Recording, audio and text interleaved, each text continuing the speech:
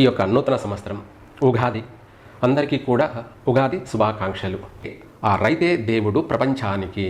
ఎక్కడైనా సరే గుడిలో ఉన్నటువంటి నవనాయకులకి ఆ ధాన్యాన్ని, ఆ 9 రకాల ధాన్యాన్ని ఒక తమలపాకులో కానీ, రాగి ఆకులో కానీ, లేదా అరటి ఆకులో కానీ ఒక పిరికిడు ధాన్యాలు వాళ్లకు నైవేద్యంగా సమర్పించి, మీరు చేసే వ్యాపారంలో తెలివిగా నడుచుకోవడం, ఎక్కువ శాతం మాట్లాడకపోవడం, వీలైనంత వరకు తగినంతగా మాట్లాడడం, వ్యవహరించడం చేసినట్టయితే వీళ్ళు ఆ వ్యాపారాలలో మంచిగా కొనసాగించగలుగుతారు. అవకాశం ఉంది. 12వ ఇంట శని యొక్క సంచార ప్రభావం వల్ల చేసే ఉద్యోగాలలో స్థాన చలనం కలిగే అవకాశం ఉంది.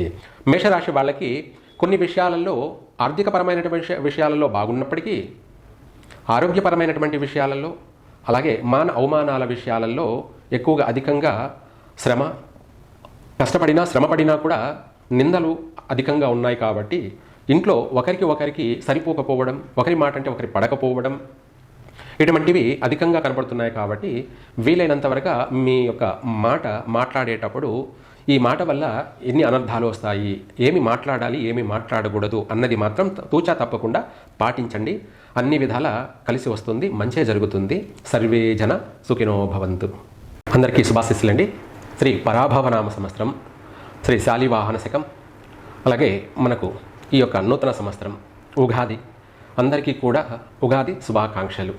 ఉగాది నుంచి మనకు 12 రాశులకు గాను ఈ యొక్క పరాభవనామ సంవత్సరం అంతా కూడా ఏ రాశి వారికి ఎటువంటి శుభ ఫలితాలు ఉన్నాయి, అలాగే లేదా అశుభ ఫలితాలు, ప్రతిదీ కూడా మనం క్షుణ్ణంగా తెలుసుకుందాం. అలాగే ఈ యొక్క పరాభవనామ సంవత్సరం చైత్ర శుద్ధ పాడ్యమి, దీని ప్రారంభం, ఈ భూమి మీద ప్రారంభ దినం, దాన్నే యుగాది అంటే అమావాస్య అయిపోయిన తర్వాత పాడ్యమి తిథి. ఈ యొక్క ప్రారంభం భూమి మీద మనము ప్రధానంగా ప్రారంభమైనప్పుడు యుగాది అని ప్రారంభమైంది. తర్వాత రాను ఉగాదిగా నామకరణం. అయితే ఈ ఉగాది శ్రీ పరాభవనామ సంవత్సరం అంతా కూడా అందరికీ కూడా తీపి కబురు అందాలి, అన్నీ కూడా 10,000 శుభాలు కలగాలని చెప్పేసి నేను ఆ యొక్క భగవంతుణ్ణి ప్రార్థిస్తున్నాను. అలాగే తపస్సు ఉన్నాను.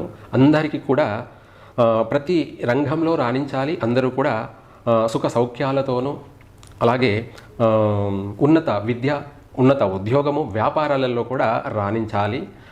ఇదే కాకుండా అందరికీ కూడా మంచి సంతాన భాగ్యము కలగాలని చెప్పేసి, అష్టైశ్వర్యాలు కలగాలని చెప్పి కోరుకుంటూ ఆ పరమేశ్వరునికి తపస్సు ఉన్నాను. అయితే ఈ యొక్క ఉగాది మనకు షడ్రుచులు, ప్రకృతి అంతా కూడా పులకించి ప్రారంభమైనటువంటి వేళ.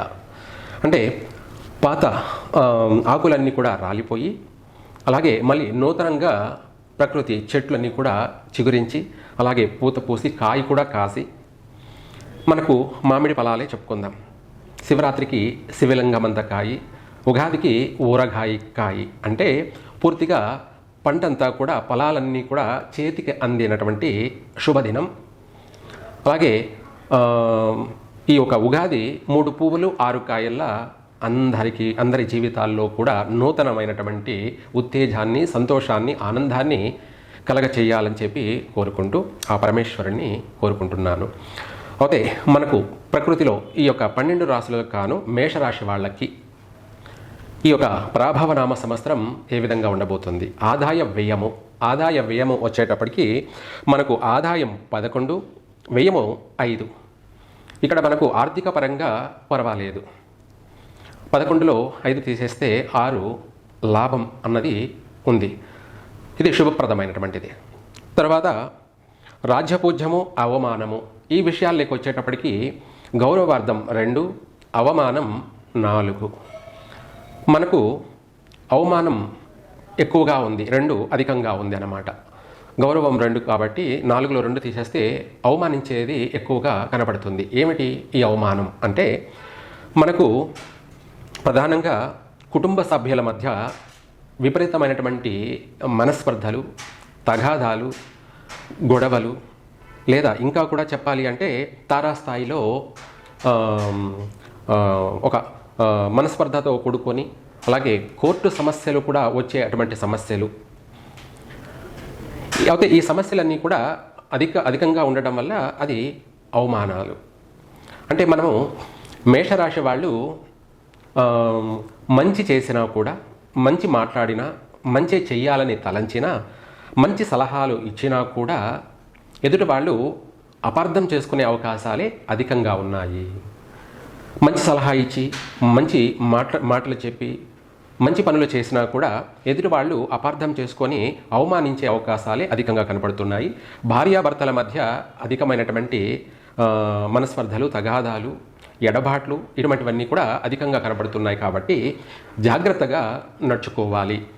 ఒక మాటలో చెప్పాలి అంటే ప్రపంచానికే పరాభవ నామ సంవత్సరం. అంటే ప్రతి దాంట్లోనూ ఓడిపోవడము, అవమానం అధికంగా ప్రపంచ స్థాయిలో చూసుకుంటే ఎక్కువగా అధికమైనటువంటి అవమానాలు కనపడుతున్నాయి. అయితే ఏది ఏమైనా కూడా మేషరాశి వాళ్ళు వీళ్ళ యొక్క మొండితనం, వీళ్ళ యొక్క మనోధైర్యం, వీళ్ళ యొక్క దైవ చింతన అంటే భక్తి శ్రద్ధలే వీళ్లను ఈ అవమానాల నుంచి కాపాడుతుంది. ఈ సంవత్సరం మేషరాశి వాళ్ళు అధికంగా శనివారము శివాలయాన్ని దర్శించండి తప్పకుండా. అలాగే శుక్రవారము వెంకటేశ్వర స్వామిని లేదా లక్ష్మీనారాయణని ఆరాధించండి. మంగళవారం రోజు తప్పకుండా సుబ్రహ్మణ్య స్వామిని పూజించండి. ఇక్కడ మనకు సుబ్రహ్మణ్య స్వామిని ఎందుకు పూజించాలి అంటే ఈ ఆటంకాలన్నీ కూడా తొలగిపోవడానికి. లక్ష్మీనారాయణను మనం ఎందుకు పూజించాలి అంటే ఆర్థిక పరంగా, వ్యాపార పరంగా మనం చేసే వృత్తి ఉద్యోగాలలో అధిగమించడానికి, ఆ వచ్చే సమస్యలన్నిటి నుంచి కూడా అధిగమించడం కొరకు ఈ యొక్క లక్ష్మీనారాయణని శుక్రవారం వెంకటేశ్వర స్వామిని కానీ దర్శనం చేసుకుంటూ ఉండండి. శనివారం రోజు తప్పకుండా శివాలయాన్ని దర్శనం చేయడం, లేదా నవగ్రహాలని సందర్శించి వాళ్ళకు ప్రదక్షిణ చేసి, ఇంకా కూడా చెప్పాలి అంటే తైలంతో అభిషేకం చేయడం కానీ, లేదా పాలతోటి శనికి అభిషేకం చేయడం కానీ. ఎందుకు పాలతో అభిషేకం చేయాలి అంటే ఈ రాశి వారికి శని 12వ ఇంట ఉన్నాడు కాబట్టి, అంటే మీనరాశిలో 12వ ఇంట ఉండడం వల్ల అధికంగా అవమానాలు, నీలాపనిందలు, అధికమైనటువంటి శ్రమ, ఒత్తిడి ఉన్నాయి. కాబట్టి వీటన్నిటి నుంచి కూడా వీళ్ళు ఎంత మంచి చేసినా, ఎంత కష్టపడినా కూడా ఎదుటి వాళ్ళు తీసివేయడం ఎక్కువగా ఉంది. కాబట్టి అందుకనేసి ఆ యొక్క మనశ్శాంతి కొరకు, ప్రశాంతత కొరకు నవగ్రహాలలో శనికి పాలతో అభిషేకం చేయడం శనివారం రోజు మనకు మనసు ప్రశాంతత కలుగుతుంది, మనశ్శాంతి కలుగుతుంది. అలాగే మనకు అన్ని ఆటంకాలన్నీ కూడా వైదొలిగిపోయే అవకాశం ఉంది మేషరాశి వాళ్ళకి. తదుపరి ముఖ్యంగా చెప్పాలంటే మేషరాశిలో జన్మించినటువంటి వాళ్ళకి, ప్రపంచవ్యాప్తంగా చూసుకుంటే వ్యవసాయదారులకి, వ్యవసాయ రంగాలలో అధికమైనటువంటి పంటలు పండినప్పటికీ, అలాగే ప్రకృతి విపత్తుల వల్ల, అకాల వర్షాల వల్ల, లేదా ఇంకా కొన్ని అనేక విధమైనటువంటి కారణాల వల్ల చివరికి పంటకు చేతికి అందేటప్పటికీ నష్టాలు కలిగే అవకాశము ఉంది.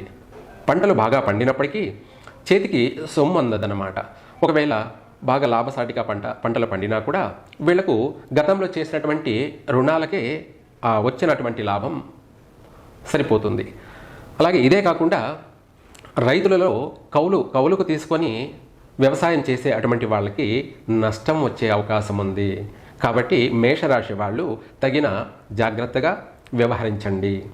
ఏది ఏమైనా సరే నష్టపోకుండా, ఒకవేళ లాభం రాకపోయినా పర్వాలేదు కానీ నష్టపోకుండా తగిన జాగ్రత్తలు తీసుకోవడం, వ్యవసాయదారులు అందులోనూ కౌలుకు తీసుకొని చేసేటువంటి వాళ్ళు లాభసాటిలో కొనసాగాలని చెప్పేసి నేను ఇందాక చెప్పినట్టుగా చేసేటువంటి వ్యవసాయంలో వీలైనంత వరకు కూడా ఆ పంటను చేతికి రాబడి రావడం కోసం నవగ్రహాలకు సంబంధించి నవధాన్యాలని ఒక్కొక్కరికి అంటే నవగ్రహాలలో 9 మంది గ్రహాలు ఉన్నాయి కాబట్టి ఆ 9 మంది ఈ యొక్క నవనాయకులకి మేషరాశి వాళ్ళు కుజుడికి ఒక పిరికుడు గోధుమలు, అలాగే చంద్రుడికి ఒక పిరికుడు వడ్లు, అలాగే కుజుడికి ఒక పిరికుడు కందులు, అలాగే తర్వాత బుధుడికి ఒక పిరికుడు పెసలు, అలాగే బృహస్పతి అంటే గురువుకి శనగలు ఒక పిరికిడు, తర్వాత శుక్రుడికి బొబ్బర్లు లేదా అలసందులు అంటారు, తూర్పు దిక్కున ఉంటాడు, ఆయనకు ఒక పిరికుడు, అలాగే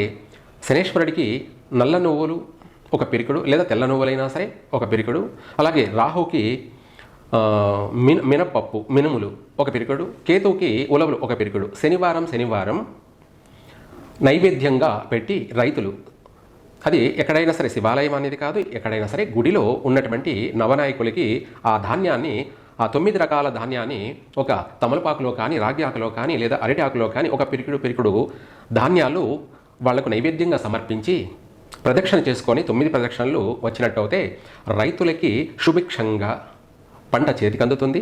అలాగే మంచి లాభసాటిగా కొనసాగే అవకాశం ఉంది. అలాగే వ్యవసాయంలో పంటలు కూడా అధిక దిగుబడి వచ్చే అవకాశం కూడా ఉంది. ఈ యొక్క ఉగాది నుంచే రైతులు ఇలా చేసినట్టయితే రైతులకి పుష్కలంగా పంట పండుతుంది. ఎందుకంటే ఈ ప్రపంచంలో రైతే రాజు అనేవాళ్ళు, రైతు రాజు కాదు, రైతే దేవుడు. మనము అన్నపూర్ణ అంటాము అమ్మవారిని. అలాగే రైతు అన్నపూర్ణాదేవి ఎలాగో అలాగే ఆ రైతే దేవుడు ప్రపంచానికి. ఎందుకంటే ప్రతి ఒక్కరూ, అందరికీ అన్నీ తెలుసు, తెలియని వాళ్ళంటూ ఈ ప్రపంచంలో ఎవరూ లేరు. ప్రతి ఒక్కరికి జ్ఞానం, తెలివి అన్నీ ఉన్నాయి, అన్నీ తెలుసు. కానీ ఎవరెవరు ఏమేమి చేస్తూ ఉన్నా, అందరూ బ్రతకాలి, అందరూ 3 పూట్ల తినాలి అంటే వ్యవసాయం అనేది బాగా దిగుబడి, బాగా వ్యవసాయ రంగాలలో అధికంగా పంటలు పండి ఆ రైతులు ప్రపంచానికి అందరికీ కూడా అందించాలి. అప్పుడే ఎవరు ఏ పనులు చేస్తున్నా, రాజకీయం చేస్తూ ఉన్నా, పిఎం అయినా సరే, సీఎం అయినా సరే, చివరికి పండితుడైనా లేదా చివరికి మరి భిక్షగాడైనా సరే 3 పూట్ల తినాల్సిందే. కాబట్టి వాళ్ళు తిని బ్రతుకుతూ ఉన్నారు అంటే దానికి కారకుడు రైతు. మనం ఆయన దగ్గర కొంటున్నాం కదా అంటే కాదు, కొంటే కావాలి, కొన్నా కూడా ముందు పంట అయితే రావాలిగా, దాన్ని పంటను పండించాలి కదా శ్రమతో కూడుకొని. ఆ శ్రమకు మనము విలువ కట్టలేము. కాబట్టి రైతే దేవుడు. కాబట్టి ప్రపంచమంతా కూడా మంచి లాభసాటిగా దిగుబడి దిగి రైతులందరూ కూడా సంతోషంగా సుభిక్షంగా ఉండడానికి ఇలా రైతులు నవగ్రహాలకి ధాన్యం నైవేద్యంగా పెట్టి ప్రదక్షిణ చేసినట్టయితే వాళ్లకు ఆ పంట బాగా పండుతుంది, చేతికి అందుతుంది, ఆర్థిక పరంగా లాభసాటిగా కొనసాగుతారు. అలాగే అన్ని విధాలుగా కూడా సుభిక్షంగా ఉంటుంది. భారతదేశం అంతా కూడా అన్నపూర్ణ దేశంగా వర్ధిల్లుతుంది. ఇది రైతుల యొక్క ఈ యొక్క పరాభవనామ సంవత్సరం అధికమైనటువంటి నష్టాలు కలిగే అవకాశం ఉంది. కాబట్టి జాగ్రత్తగా నడుచుకోండి, జాగ్రత్తగా వ్యవహరించండి, తెలివిగా వ్యవహరించండి. అయితే తెలివిగా అంటే అందరికీ తెలివితేటలు ఉంటాయి, కానీ అన్నీ ఉన్న అల్లున్నోట్ల శని అన్న సామెత కింద మనం ఎన్ని చేసినా ఎన్ని అనుకున్నా మనం దైవాధీనంలో ఉన్నాము. అంటే దైవానుగ్రహం కావాలి. ప్రతి ఒక్కరికి కూడా దైవానుగ్రహం కలిగిందంటే దాన్నే పాజిటివ్ వైబ్రేషన్. మనకు అన్నీ కూడా సుఖాలు, సంతోషాలు. ఒక మాటలో చెప్పాలంటే ఇందాక చెప్పుకున్నట్టుగా 3 పూలు 6 కాయల మన జీవితం కొనసాగుతుంది. ఇది రైతుల యొక్క ఇది.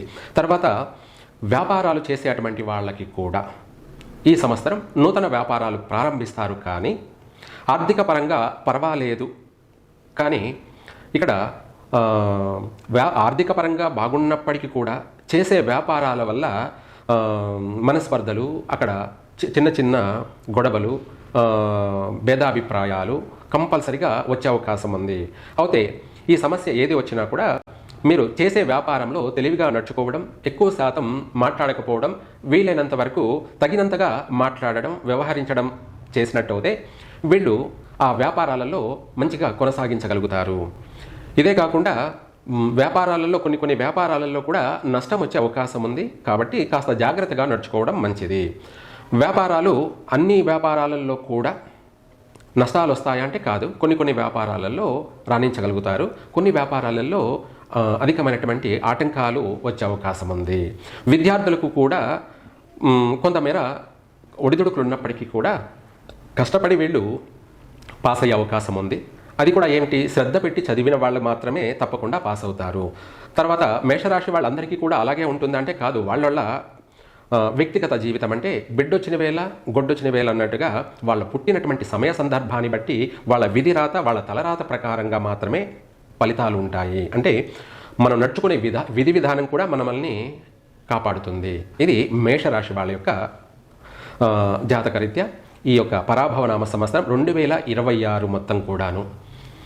ఇదే కాకుండా మనకు వివాహ జీవితాలు వచ్చేటప్పటికి వివాహ విషయాలలో కొంతవర అదృష్టం కలిసి వచ్చే అవకాశమే ఉంది. వివాహ ప్రయత్నాలు కలిసి వస్తాయి, వివాహం కూడా అవుతుంది. కానీ వివాహం తర్వాతనే అసలు సమస్యలు మొదలయ్యే అవకాశం ఉంది. వివాహం అవ్వడం పెద్ద సమస్య కాదు, వివాహం తర్వాత వాళ్ళ యొక్క సంసార జీవితం ఎలా ఉండబోతుంది అన్నదే అసలైన సమస్య.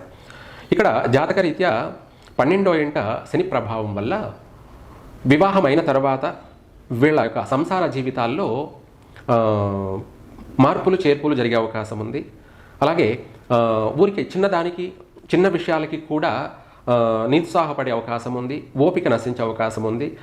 గొడవలకి తగాదాలకి అంటే ఊరికే మాటకి ప్రతిదానికి చికాకు పడే అవకాశము ఉంది. కాబట్టి ఈ విషయాల్లో సంసార యొక్క జీవితంలో చాలా తెలివిగాను, ఓర్పుగాను, ఓపికగాను నడుచుకోవాల్సినటువంటి సమయం. అంటే ఈ సంవత్సరంలో మన సంసారం అనే జీవితంలో పాస్ అవుతారా, ఫెయిల్ అవుతారా అనే విషయానికి వచ్చేటప్పటికి పరీక్షా జీవితంగా ఉంటుంది. అంటే శని మొత్తం మీద పరీక్షిస్తూ ఉన్నాడనమాట. కాబట్టి ఈ అన్నిటికీ కూడా పరిష్కార మార్గం ఏమిటి అంటే భక్తి అనే ఒక ఆయుధం. భక్తి శ్రద్ధల వల్లనే ప్రతి సమస్య కూడా, ఆ సమస్య ఎలా వస్తుందో అలాగే ఆ సమస్య కూడా వైదొలిగిపోతూ ఉంటుంది. మనం చేసేటువంటి నిత్య కృత్య పూజా కార్యక్రమాల వల్ల ప్రతిరోజు ప్రతిదినం మనము భక్తి అనే సంపదను సంపాదించుకుంటున్నాం. కాబట్టి ఆ భక్తి ద్వారా ఈ 10,000 సమస్యలన్నింటినీ కూడా మనం పూర్తిగా పోగొట్టుకోగలుగుతాము. సమయానుకూలంగా ప్రశాంతంగాను కుటుంబ అభివృద్ధిని మనము కొనసాగించగలుగుతాము. మేషరాశి వాళ్ళకి పూర్తిగా ఓవరాల్గా చూసుకున్నట్టయితే కొన్ని ఒడిదుడుకులు ఉన్నాయి. కాబట్టి అందుకే ప్రతి ఒక్కరు కూడా వీలైనంత వరకు ఇందాక చెప్పుకున్నట్టుగా శివాలయాన్ని దర్శించండి. రాజకీయ నాయకులకు వచ్చేటప్పటికి ప్రజలలో అధికంగా అవమానాలు పాలయ్యే అవకాశం ఉంది, మాటలు నిందలు పడే అవకాశము ఉంది. ఇదే కాకుండా ఏదైనా సరే ప్రజలలో మన మేషరాశి వాళ్ళకి ప్రజల వద్ద మాటను కోల్పోవడమే కాకుండా ఏదైనా సరే పదవిని కోల్పోయే అవకాశాలు కూడా ఉన్నాయి. లేదా ఏదైనా సరే అనుకోని ఎలక్షన్లు వచ్చినా కూడా ఓటమి పాలయ్యే అవకాశము ఉంది. కాబట్టి మేషరాశి వాళ్ళు తొందరపాట్లు పనికిరావు. రాజకీయ నాయకులకి తొందరపడి మాట్లాడడం కూడా పనికిరాదు. ఏదైనా సరే రాజకీయ నాయకులు వీలైనంత వరకు కాస్త మౌనం వహించడం చాలా మంచిది. ఇంకా కూడా రాజకీయ నాయకులు ఈ యొక్క సంవత్సరం అన్ని విధాలుగా వాళ్ళ పేరును ప్రఖ్యాతులను కాపాడుకోవాలి అంటే ఈ రాశి వాళ్ళు ఆంజనేయ స్వామిని సందర్శించడం కానీ, ఆంజనేయ స్వామిని పంచముఖ ఆంజనేయ హోమం జరిపించడం కానీ, ఇటువంటి శాంతులు చేసుకోవడం వల్ల రాజకీయ నాయకులకి తప్పకుండా ఇది చాలా అవసరం అన్నమాట. శత్రు వినాశనము, అలాగే ఈ అవమానాలన్నిటి నుంచి కూడా బయటపడడానికి, లేదా అధికారుల వల్ల రాబోయేటువంటి ఉపద్రవాలు విపత్తుల నుంచి కూడా బయటపడతారు.